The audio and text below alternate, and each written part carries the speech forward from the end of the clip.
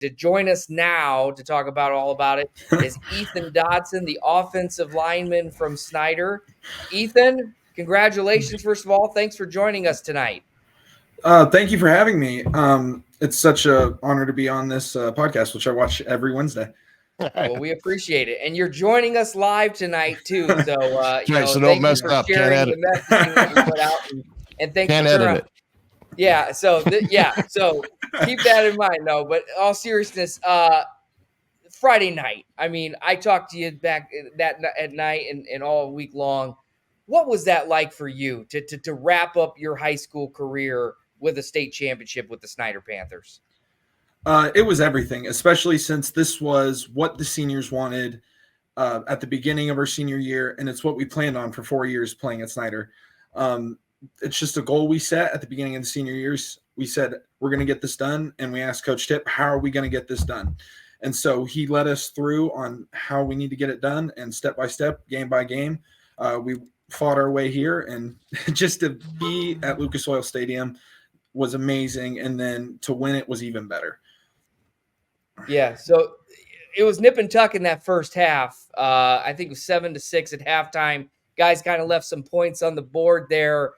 The turnaround in the second half, what was it for this team that you guys kind of came out full steam ahead, guns a-blazing in the second half of this game? It really wasn't anything special. It was just Coach Tip walked in. He mentioned in pregame that we were going to have our ups, we were going to have our downs. It was how are we going to respond in the second half? And so the seniors looked at each other, smiled at each other, and said, let's go get the job done. And so it didn't take, Superman making plays. It was just a group team effort overall. Sure.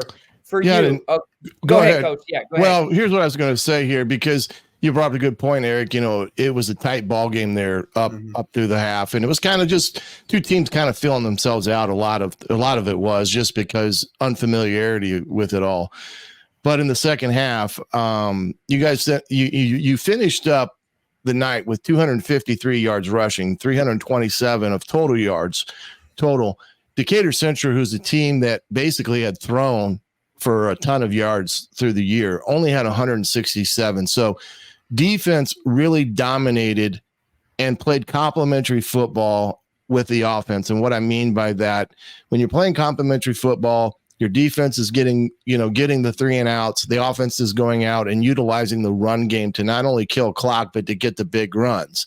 Uriah had 2 of them, one of 80 and one of 95. The 95 may have been the longest play from scrimmage in the state finals. Now, the person that I think that held that honor was Von Dunbar from Snider back in the 90s, if I'm not mistaken. 86. Okay. Yeah. Even I'm dating this. And I don't know I'd have to pull up the official numbers, but because they were saying 94. It was 96. Was the 96 yards? Uriah was 1 yard short. Okay. So he ran 95. The record was 96, and he also 1998 yards on the season. I don't. Yeah, know that was crazy. 2 yards short of 2000. But those two plays are basic your bread and butter plays. I would say, kind of a power run game type of deal.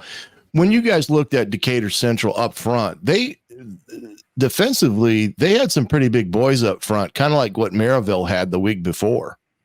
Absolutely. It was one of those, the hardest part about going into that week was we didn't play any common opponents. So Scout was a little harder than it usually was. However, they had we knew their size, and we prepared the best we could with the Scout team that we had. And what did you guys do leading up to the state tourney? I think sometimes people are interested to see, you play a game on Friday, you got Thanksgiving on Thursday. It's a short week in terms of everything that goes around it. You just beat Maryville 28-0. You basically have a day off and you're right back into it in theory. Talk about last week and kind of what was the preparation like leading up to the game time Friday night? Yeah, absolutely. Last week was just an out of the ordinary week. And Coach Tip told us after we beat Maryville, it's going to be weird because the schedule is going to be all over the place. We're going to have fall break. School's going to be out.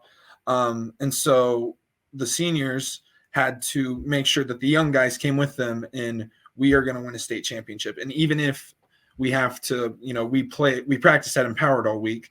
So Monday, Tuesday, Wednesday, we went to Indy, but Thursday, even on Thanksgiving, that morning, everybody came in and we practiced that morning, and we made sure we didn't miss a beat. We were on task all the time. And even with the limited space we had, we utilized it as much as we can.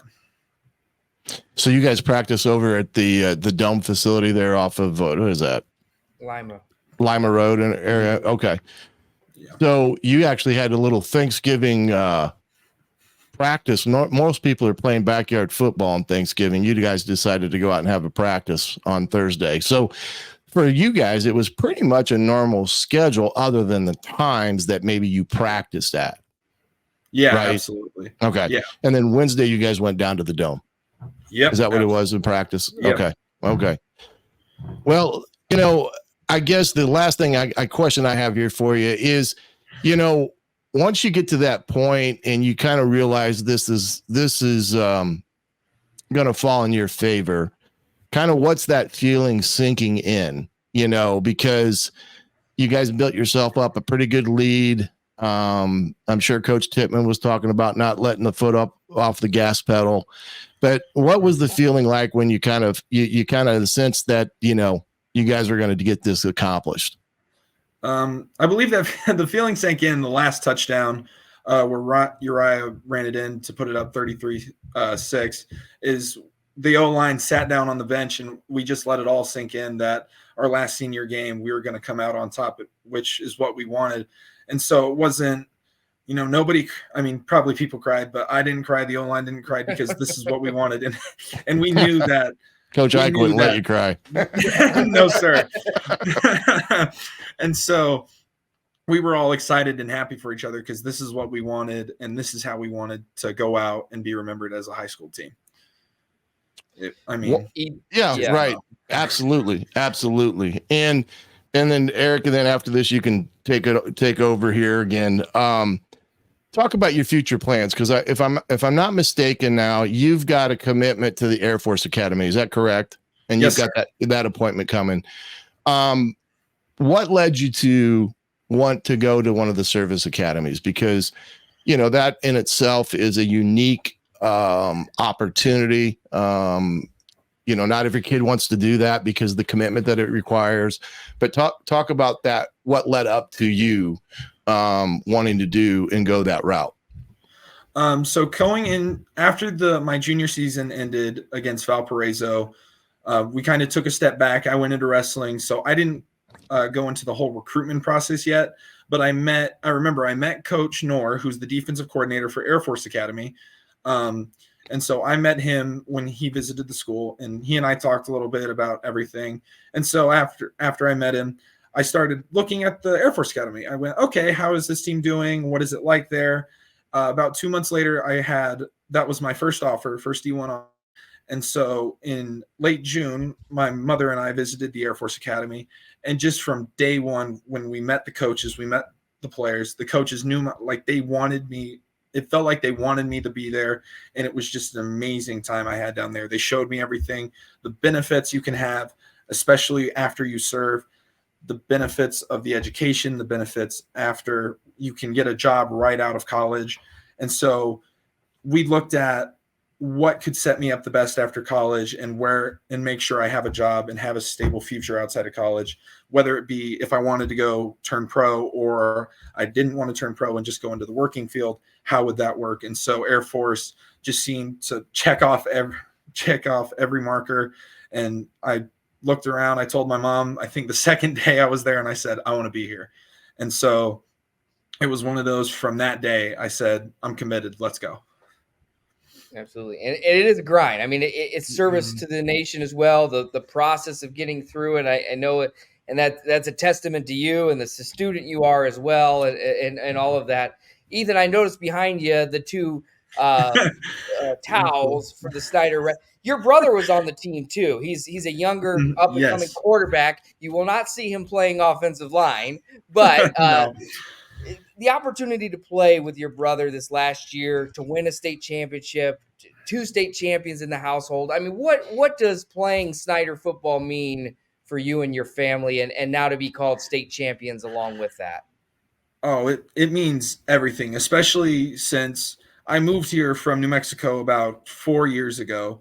And so I went to my 8th grade year, I went to Jefferson Middle School. And so we really didn't know the high schools. We really didn't know where to go.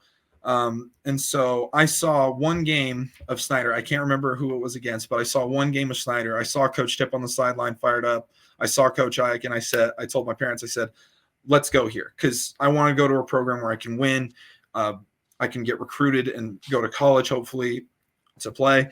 And so I went to Snider, and everything just took off. I mean, the recruitment, my O-line brothers, I met them there. I've met my best friends. I mean, my backup, Aiden Igney, shout out to him. He is also my backup in wrestling. And so he and I have known each other for 4 years, and we're as close as brothers. And I love him to death, and I love all my own linemen to death. And so Snider football just means everything to me, from what it's given me and the opportunities it's given me, coming up. And it was absolutely, yeah. And it was also. What are you going to study before you let you go, Ethan? Yeah. What are you wanting to study at the academy? Haven't quite figured it out yet. Before the Air Force Academy and we visited, I was planning to go into the medical program, go medical, become a registered nurse or a doctor. My mom is a nurse practitioner for Lutheran Health, and so the medical field has always interested me. So maybe while I'm at Air Force, it won't be a medical degree. Maybe have a degree in economics or something that'll get me a job that I can utilize. And then maybe later on after commission, I go into the medical field. But right now at the Air Force Academy, I don't really know what I want to do yet. I thought maybe flying a plane, that'd be kind of cool. That has been a thought that's crossed my mind, and it does sound pretty cool to do that. Yeah. Well, Ethan, we appreciate you coming on tonight and joining us. We're grateful for you to come. I know it's been a busy weekend for you with Thanksgiving and the state championship and getting back to school tomorrow. But we appreciate it. Congratulations on the state championship to you and all your Snider Panther teammates. And best of luck at the Air Force, and best of luck this wrestling season. That's next for you, a big one for you as a senior. Yes, thank you so much for having me on. It is such an honor to be on here.